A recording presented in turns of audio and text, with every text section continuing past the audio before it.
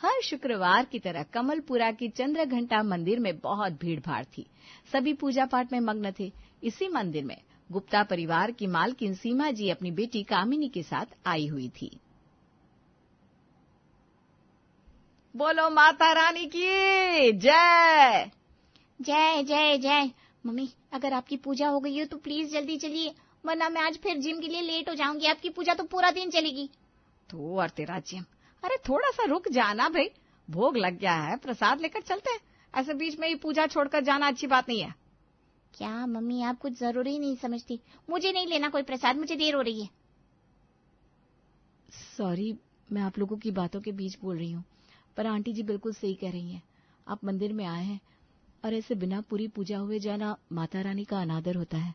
अब बस 5 मिनट रुक जाइए, प्रसाद लेकर ही जाइए। और वैसे भी सब इनका ही तो है, ये पूरी दुनिया, हम सब, इनकी मर्जी के बिना तो एक पत्ता तक नहीं हिलता। ये माता रानी की मर्जी है कि सब प्रसाद लेकर ही जाए, इसलिए आप प्लीज थोड़ा सा रुक जाइए। यो, तुम जो भी हो मेरी माँ बनने की कोशिश मत करो और अपना ये फ्री का ज्ञान अपने पास रखो, समझी? तो चुप कर कामिनी। बेटा क्या नाम है तुम्हारा? जी आंटी जी, गौरी। वाह वाह, जैसे नाम वैसे विचार, कितने अच्छे संस्कार है तुम्हारे। दिखने में सुंदर, सुशील और भगवान के प्रति इतनी आस्था। वाकई बेटा, तुमसे मिलकर बहुत अच्छा लगा। और कामिनी बेटा, गौरी बिल्कुल सही कह रही है, तुम्हें भी इससे कुछ सीखना समझना चाहिए। बहुत अच्छे संस्कार है बच्ची के। गौरी, किससे बात कर रही हो बेटा? अरे रंजना, तू, व्हाट अ सरप्राइज। सीमा, तू यहाँ? इतना चौंक मत, मंदिर में दर्शन के लिए आई थी, पर तुझसे ऐसे मिलना हो जाएगा कभी सोचा नहीं था।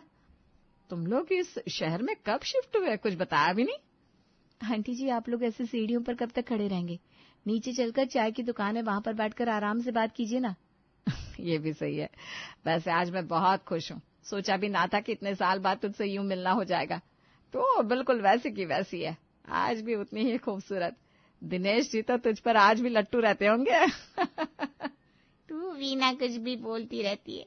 ये बता, तू कैसी है? भाई साहब, बच्चे कैसे हैं? मम्मी, अब तो पूजा प्रसाद सब हो गया, ये बातें घर चलकर कर लो ना। कितनी बार कहूँ, मुझे लेट हो रहा है। ये कामिनी बिटिया है ना? अरे बिल्कुल सही पहचाना, अपनी कामिनी ही है। थोड़ी नकचड़ी है पर दिल की बहुत अच्छी है, अपने पापा पर गई है। भाई साहब जैसे पति मिलना तो मुश्किल है, सबको पता है तुझे आज भी कितना प्यार करते हैं। अरे बातों बातों में भूल गई, तूने बताया नहीं। तू यहाँ इस शहर में कब शिफ्ट हुई? दिनेश जी अपनी देश सेवा की नौकरी से रिटायर हो गए, तो हमने सोचा अपने शहर ही चलकर बसते हैं। भले ही छोटा है पर हमारी तो जान है ना। बिल्कुल यार, मुझे तो कमालपुरा इतना प्यारा है कि मैंने तो शादी भी यहीं से कर ली। बहुत आसान है जीवन, जब मन करता है पापा से मिलाती हूँ। वैसे अब तो तू भी इस शहर में आ गई है, अब तो तुझसे भी मिलना जुलना लगा रहेगा। एक काम करते ना यार, परसों हमारी कामिनी का जन्मदिन है, छोटी सी पार्टी है, बस फैमिली के लोग, तुम सब भी आ जाओ, बातें बातें भी हो जाएगी और सबसे मिलना भी। अरे हाँ, क्यों नहीं। हमारी बिटिया रानी का जन्मदिन है और हम ना आए, भला ऐसा हो सकता है? तू मोबाइल पर एड्रेस भेज दे, हम सब आ जाएंगे। सीमा ने तुरंत एक दूसरे का फोन नंबर एक्सचेंज किया और रंजना को अपने घर का एड्रेस भेज दिया। फिर थोड़ी हंसी ठिठोली के बाद दोनों अपने अपने घर चली गई। घर पर आज सीमा की खुशी का ठिकाना नहीं था। क्या बात है सीमा जी, आज तो कुछ ज्यादा ही चहक रही है मंदिर से आकर। ऐसा लग रहा है माता जी ने आपके मन की मुराद पूरी कर दी। इतनी खुश तो आप हमारे शादी वाले दिन भी नहीं थी। हटो, आप भी ना।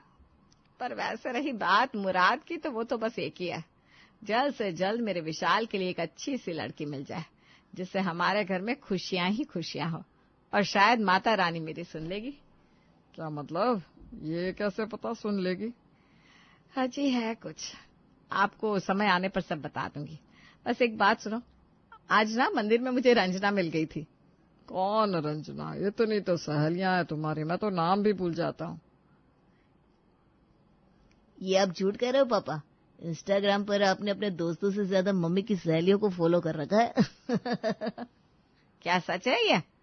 अरे भाई, वो तो मैंने तुम्हारे लिए ही तुम्हारी सहेलियों को फॉलो कर रखा है, ताकि तुम्हें उसकी सारी जानकारी दे सकूं, कब वो कहाँ घूम रही है, कैसा मेकअप कर रही है, कहाँ करा रही है।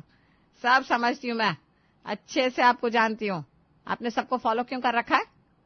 पर चलिए, आज अच्छे मूड में हूं, इसलिए नो फाइट टुडे। अब आपको पता है, मंदिर में मुझे रंजना की बेटी गौरी भी मिली। जैसा नाम बिल्कुल वैसा ही रूप और संस्कार। बहुत प्यारी बच्ची है। मैंने परसों उन्हें कामिनी के जन्मदिन पर भी बुला लिया है। वो सब हमारे घर डिनर पर आएंगे, सब कुछ अच्छा रहा तो। क्या मम्मी, उस बहन जी और रंजना आंटी को घर बुलाने की क्या जरूरत थी? I mean, मेरे जन्मदिन पर क्यों बुलाया? वैसे भी मेरा अपने फ्रेंड्स के साथ बाहर जाने का प्लान था। कोई बाहर का प्लान नहीं, जन्मदिन घर पर ही मनाया जाएगा। हमेशा तो जाती हो बाहर। अब फटाफट तैयारी में लग जाओ अभी से। और आप भी, लिस्ट दे रही हूँ, ये सारा सामान ले आना। मुझे रंजना और उनकी फैमिली को बहुत ही अच्छा डिनर देना है। मैं जा रही हूँ डेकोरेशन की तैयारी देखने। पापा, ये मम्मी को आज क्या हो गया? कुछ अलग बिहेव नहीं कर रही? कुछ नहीं बेटा, लगता है तुम्हारी मम्मी पर फिर से बहु भूत सवार हो गया है। ओ गॉड, ये मम्मी भी ना। ओह गॉड, तो शायद मम्मी ने मन ही मन उस बहन जी को विशाल भैया के लिए पसंद कर लिया है, तभी घर पर मेरा जन्मदिन मनाने की जिद है। कोई ना मम्मी, कितनी भी मेहनत कर लो, विशाल भैया को वो बहन जी कभी पसंद नहीं आनी। तो भाई सीमा निवास में कामिनी के जन्मदिन की तैयारी जोर शोर से होने लगी। भाई जन्मदिन तो बस एक बहाना था, सीमा जी के मन में कुछ और गणित चल रही थी।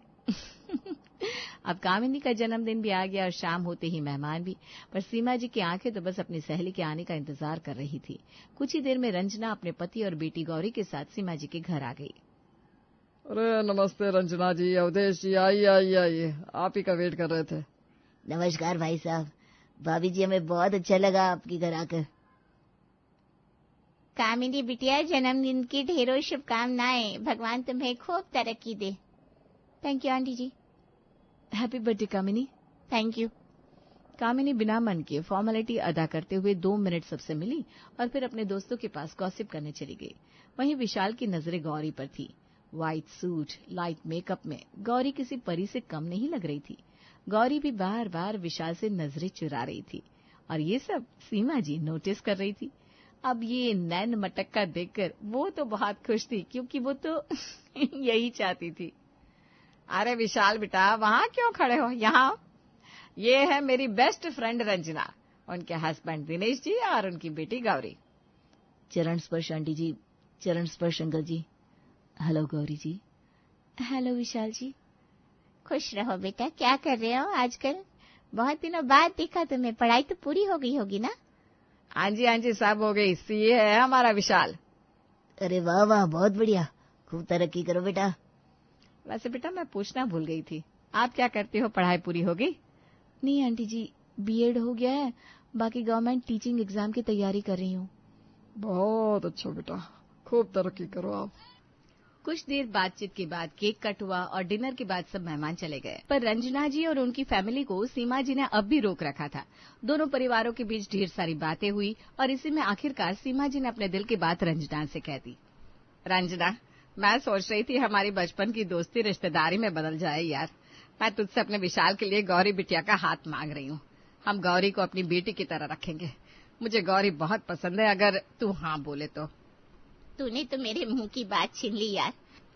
मैं भी काफी टाइम से गौरी के रिश्ते के लिए लड़की देख रही थी, पर कोई मिल ही नहीं रहा था अच्छा रिश्ता। मुझे तो भाई इस रिश्ते से कोई आपत्ति नहीं है। क्यों, क्या कहते हो आप? जी कहना क्या, सब कुछ बढ़िया ही है। बस गौरी और विशाल एक दूसरे को पसंद हो, बच्चों की खुशी हमारी खुशी।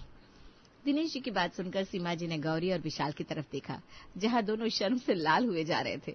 सीमा जी ने इशारे से विशाल से पूछा तो उसने हाँ में सिर हिला दिया और रंजना जी ने गौरी से पूछा तो उसने भी हामी भर दी। अगले ही दिन सीमा जी ने पंडित जी से दोनों की कुंडलियां मिलवा ली और दोनों परिवारों की बातचीत के बाद 2 महीने बाद शुभ मुहूर्त भी आ गया।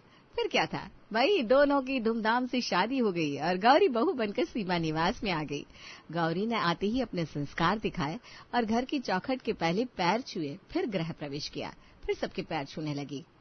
वाह वाह, क्या बहुरिया आई है, कितनी सुंदर सुशील, दूधो नाव पूतो फलो बहुरिया। दादी भी ना बेवजह बहन जी को सर पर चढ़ा रही है। क्या ही सुंदर है? गोरा रंग होने से कोई सुंदर हो जाता है क्या? अरे अम्मा जी, अभी इतनी जल्दी पूतो फलो, अभी तो बहू घर के अंदर आई है। चुप कर तू, आशीर्वाद को टोकने लगाते। और तू क्या चाहती है, मैं बिना पोता खिलाए मर जाऊं? अरे नहीं नहीं अम्मा, आप तो परपोते का भी मुंह देखकर मरना। ए कामिनी, क्या देख रही है टुकुर टुकुर? जाकर भाभी को कमरे में ले जा, थक गई होगी बहुत। दादी एसी कार से आई है, पैदल चलकर नहीं आई है जो थक जाएगी। पूरे परिवार में हंसी खुशी का माहौल था। सभी बहुत खुश थे सिवाय कामिनी के। पर शादी तो अब हो ही गई थी। कुछ दिन में सारे मेहमान चले गए और अब घर की सारी जिम्मेदारी भी गौरी पर आ गई। बहू विशाल और मैं खाने के बहुत शौकीन है। बाकी सब तो ऊपर नीचे चलेगा, पर खाना अच्छा होना चाहिए। और हाँ, विशाल का फेवरेट फ्राइड राइस है जो हमारे घर रोज बनता है, तो ये देख लेना।